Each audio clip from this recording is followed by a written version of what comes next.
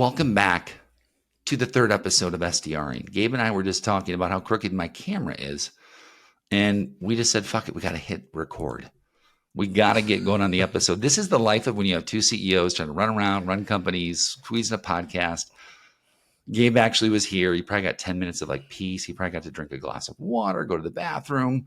Gabe, what is your day like, man? I know one thing's for sure is you get your hair cut every Saturday, and that's a fact that I think you've told me before. But you also just reshared that with me before the podcast. I thought that was super interesting. Well, you said nice haircut. I'm like, well, I hate that because I don't ever want to be told that, right? I want to go every Saturday so no one ever can know whether I got a haircut or not. It's always the same. That's kind of so. Yeah, that's very Gabe. That's my intention. If you haven't learned anything about Gabe, Gabe is very detail oriented. Gabe is very good at what he does. And Gabe, for example, in our relationship began, Gabe sent me a very specific iPhone charger that was awesome. He shows people he loves them by buying them technology, I learned. And so that's right. Here we are a year later doing a podcast, Gabe. I think things got pretty serious pretty quickly. I like technology, man. We sell technology. I've always been a geek when it comes to tech. I remember, I have a family here that we literally watch the Apple keynote on my big screen TV in my living room. Yes. Get the popcorn out. Yeah, my daughter and I are watching popcorn, watching the new iPad. You probably have like envelopes of like Dave Ramsey savings, like for 2027's iPhone release. I got the first iPhone ever released in 2007 in July. I remember buying it. It was $450, and everyone was freaking out, like it was the most craziest price ever for a phone. Yeah. And I saved up money, and I was so excited, and I got it, and everyone thought I was nuts. But at the end of the day, they're 3 times that now. And it's normal. Yeah. So it's just kind of crazy. But yeah, always been a tech guy. I do love gifting technology to friends and family. But yeah, get my haircut every week. One of my closest friends in the world, my barber, he actually came to my wedding. Your barber? That's how close we are. My barber came to my wedding. We're very, very, very close friends. And he cuts my hair every Saturday at 1:00. It's a standing appointment. I think that's the best thing ever. Okay. Standing appointments. Safe to say you got this kind of schedule from the discipline of SDR-like work, Gabe? 100%. Everything lives on my calendar. Yeah.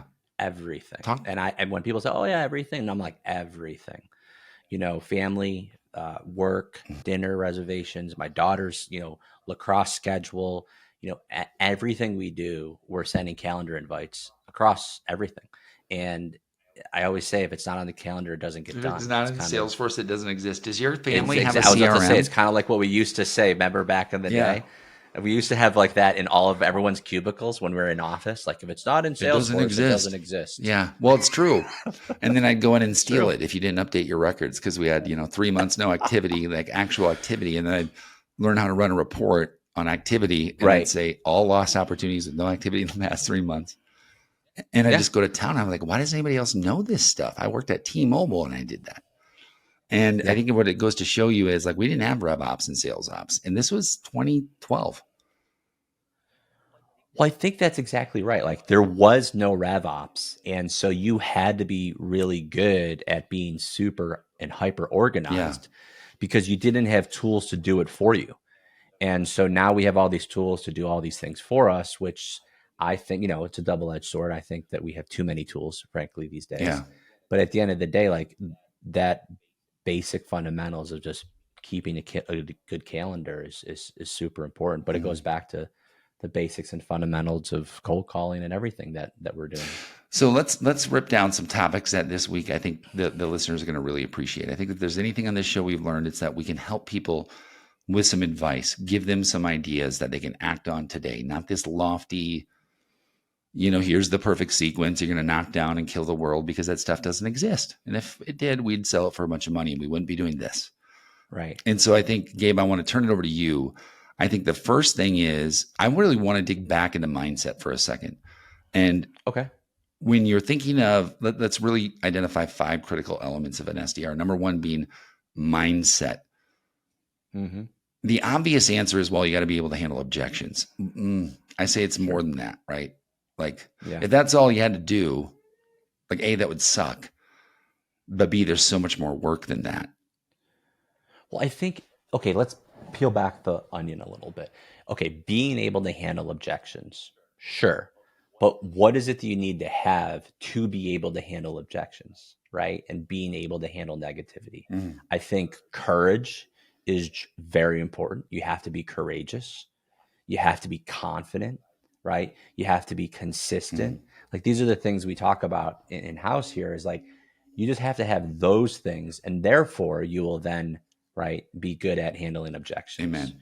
So those are the things I think you have to break it down where I think right now just being courageous and being like not giving a shit type of attitude of what people think of me Yeah. and not attaching your personal, baggage Yeah. to a stranger chewing you out for calling you two Yeah. times in the Hell same yeah. day. Let's go to number 2 then, because number 2 to me is we're going to plant on this for a couple minutes. I just know, because we know this is true. Run it like it's your own business. And to me, that Right. means there's a big geography. I might have a territory, but I'm going to squeeze that thing until the juice is out. Right. And I'm going to look at my total income opportunity. I'm going to measure it down to the mid variable. I'm going to develop a plan around that. And I'm like, we're grown adults here.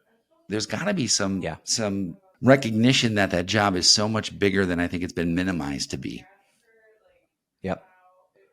Yeah. I mean, I actually had an SDR reach out to me on LinkedIn and said, "Hey, love your content. Thank you so much for accepting my connection. I have to ask, what's one point that you can give me in the form of I advice?" love that. And I said, "Profits are better than wages." And he's like, "What?" I said, "Listen, your commission plan, look at your commission plan as a CEO or an owner of a company will look at the profits of a company and treat your position, your job like it's your own business. Build the business within the business. You're right. And so don't look at it as a commission or an incentive or a bonus. Look at it as a revenue share. And you are a co-owner of the company and your territory, your list, your market, that's your marketplace. And attack it not like an SDR, but like you're a co-owner of the company. Mm. And you're gonna, like I said, have a lot more conviction when you're talking on the phone. Yeah. And that's the phone. Right. And so I'd say, if anything else, let's talk about what it's like to own your company and then driving that on social. When you're talking Well, about yeah, getting some authority, I think that's something that a lot of SDRs could develop, is you have complete autonomy to have authority on the subject. You just got to go get for it. sure. Yeah, we have someone on our team right now. She's amazing, and she's our resident LinkedIn, guru. And every time a new SDR joins, she is the one that's kind of like helping with the banner and helping with the tagline and headline, and just kind of getting them like a brand on LinkedIn Yeah. because she's really good at it, and she's an SDR and she's amazing at it, right? And so she's writing her own posts now, and she's taking a lot of influence from what I'm writing Mm. and what we're putting out as a company. And it's okay to Hmm. be an SDR creating your own brand on social media. I think it's super important. Yeah. I think in this new present age, For sure. confidence, consistency carries over to all channels. As an SDR, you're battling with a lot of automation.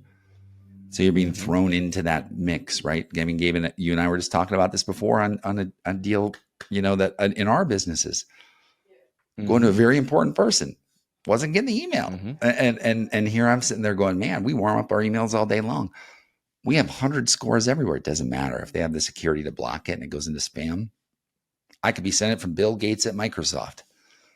It's not Well, coming that's why through. multi-channel is so important, right? Yeah, there Like, you go. how Thanks do for we the know that? reminder. Well, we knew that because of a phone. We knew that because of a Text. text. We knew that because of a LinkedIn map. So you got to play with all the channels because there's so many different rules and regulations and spam filters here and there that are just not hitting. Yeah. And that's a great example. Like, hey, it's not a question of, and you could be thinking, oh, this person doesn't care, they're not interested, okay, all this stuff, and it just wasn't Yeah. hitting. And that's why it's so important to have all the ingredients in the recipe. Yeah. And if you think about it from the other person's perspective, which is always the hardest thing to do in life, Gabe, you're in meetings all day. You're on a podcast right now. If someone calls your cell phone to try and prospect you and you don't answer, and then they don't go to email, they don't go to LinkedIn, like, they're probably not going to succeed, even if they're really good at the phone these days. Is that safe to Mm-hmm. say? So let's move to Mm-hmm. number 4, which is got to have an omni-channel approach. Yeah. But I think we take it a step further where it's not just omni-channel, because what people do is they start sequencing, right? It's like Mm. phone call today, email tomorrow, LinkedIn the next day. And it's like this sequence and they treat every channel as a different touch point, which is true. Yeah. But I call it bursting. Like if you really wanted to get a hold of someone in your family, what are you going to do to get a hold of them? I'm going to call Like them I'm going to 4 do everything I times. can. Yeah. Right. But I'm going to do it quickly and burst them. So I'm going to like, okay. And it all kind of resonates. Right. So I say, hey, listen, I don't want to be annoying, but I left you a message on your voicemail today. And I sent you a note also. And I referenced the other ways I'm trying to get a hold of them. And then boom, they get you and you get them. And then you can, okay, this is the channel that I should probably use to communicate with them thereafter. Yep. Right. So it's just like knocking on all the doors in the house if you really want to get into I love that analogy. You're not home. Sorry. It's like the post office guy came. You know, I knew there was a package and I know it is a new iPhone, right? And so I'm like, I got to get it. But I'm in the middle of a podcast and the guys came 3 days and I finally was like, I fucking missed my iPhone delivery. I'm like, why can't you guys just in the backyard? Like do something else? Like throw it on the roof. Well, this is the analogy, right? You got a front door, you got a side door, you got a back door. You could be in the backyard, you could be in the garage. Like, you know, if you really want to get a hold of someone, see if someone's home, like there's break my window points, with it. You know I don't give a shit, you know? And that's a really good analogy. It reminds me, there's a guy who worked for me, Stephen Marple, strange guy, but really smart. And I say that with him probably listening, like strange as in like way smart. Mm-hmm. And I think, you know, just going to the omni-channel approach and like looking at when he was an SDR, this guy who worked that title for me would sit there and put his feet in a bucket of cold water. Okay. Because he had to call CFOs for one of our clients. And he was just like, these are the worst conversations. And he would sit there and meditate. You know what? But God damn it, he got 3 appointments a week.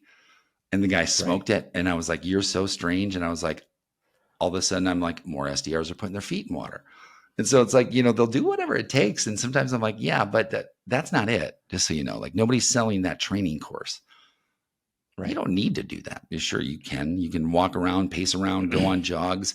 Don't lay in your bed. Although I know a lot of SDRs do, not at Alleyoop. Nobody who's worked with me. Actually, take that back. Barry Bird definitely slept in a bed during a team meeting. Yep. Caught on camera. And I think that that's just the world we live in, is like you have the opportunity, but they're not taking it. So number 5, I'm gonna end on this, is personal development. Gabe can give you a lot. Nicole can give you a lot at Alleyoop. You got to go get something on your own if you want to be great. 100%.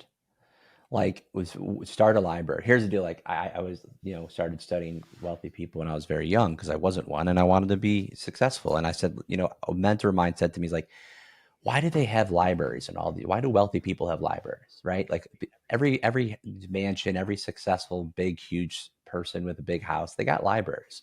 Well, the reason why is because they read a lot, right? So it's like, what are you reading? What's going in your mind? Who are you listening to? Who are you hanging out with? Who are you associating with? All that personal development, that's not on the clock. That's not like, the company is not responsible to provide you all the training required to be successful. They'll give you upside. Come get it, right? Yeah. It was funny. I had someone like go on our like Glassdoor a few months ago. Oh, there's no training available. I'm like, are you kidding me?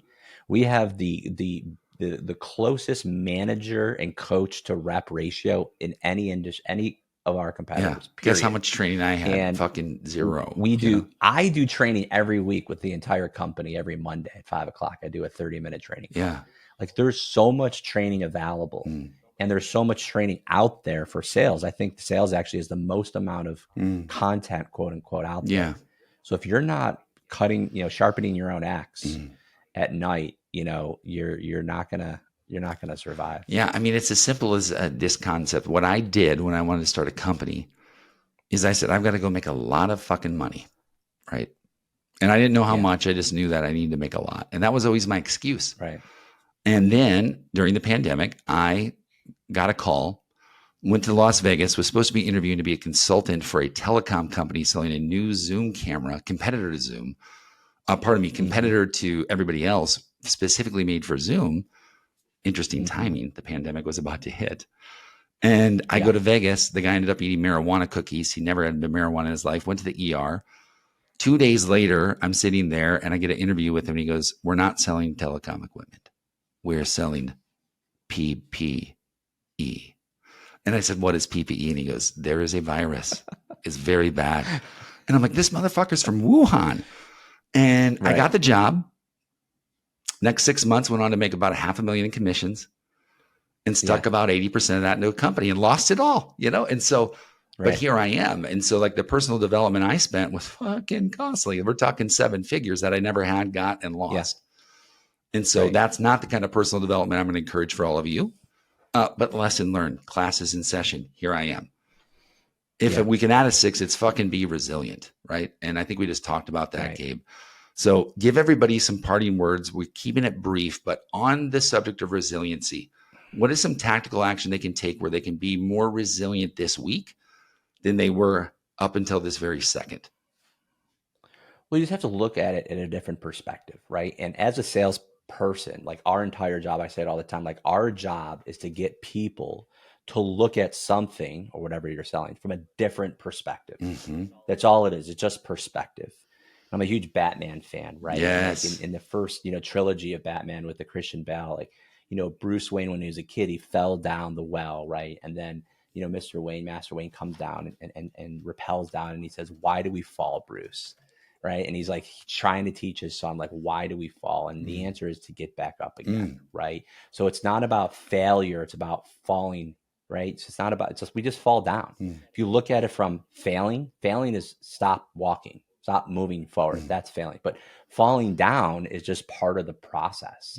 And so we sometimes forget all of that. And I think it's important to ground yourself when you start thinking of that. So, that one didn't work. I just fell down. Okay, let's get back up and try it again. There's a poem. It goes like this. It was given to me by Melissa when I was in rehab. It said, a man walked down the street. He fell in the hole. He walked back down the street. He fell in the hole again. The next day, he walked down the street and fell in the hole again. The next day, he walked down the street, walked around the hole, and kept walking. The end. Yep. The end. Yeah. Because you just got to keep going. It's not, this fucking hole, man. It fucking ruined my day. Get up and do it again. And I think that's the thing that it's so hard to teach. But if we could take an ounce out of you and me, God, I'd love to give it sometimes, is that give a fuck factor, give a shit factor. It's got to be heavy. It's got to be heavy, man. Yeah.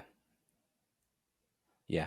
You got to own it too. You got to walk in like you're the owner. And I'm telling you, things will happen in magical ways. Gabe, on the parting words, give them a 20-second recap of your first 4 weeks as the owner of a new newsletter. And then we're going to let you guys go. Thank you for tuning into this short episode. This is important. Listen to Gabe on the way out. Well, listen, I am so excited about the newsletter. We've been posting daily. We've been posting a lot, and it's short. It's quick. It's punchy, and we like those, videos that accompany our content. But with a newsletter, you really are able to dive deep into a topic. You're really able to drill down and provide value in ways you just can't in normal posts. So we release 2 newsletters. We're doing it every other week. It's super exciting. We have almost close to 2,000 subscribers right out of the gates, and it's growing every single day. But I love it, and it's been a great way for us to really get into the weeds and support everything else we're posting on a daily basis. I love this, Gabe. That's so fun to be seeing this happen in real time. So if you're an SDR out there, make sure you subscribe to Gabe's newsletter. I have a newsletter. We have a podcast. This is SDRing. Gabe, wise words on the way out. Be resilient. Keep just, getting, falling through the hole and keep getting back up. And one day you won't have to worry about the hole anymore. Amen. Peace out, everybody. Keep at it. And you too can have a podcast on YouTube someday.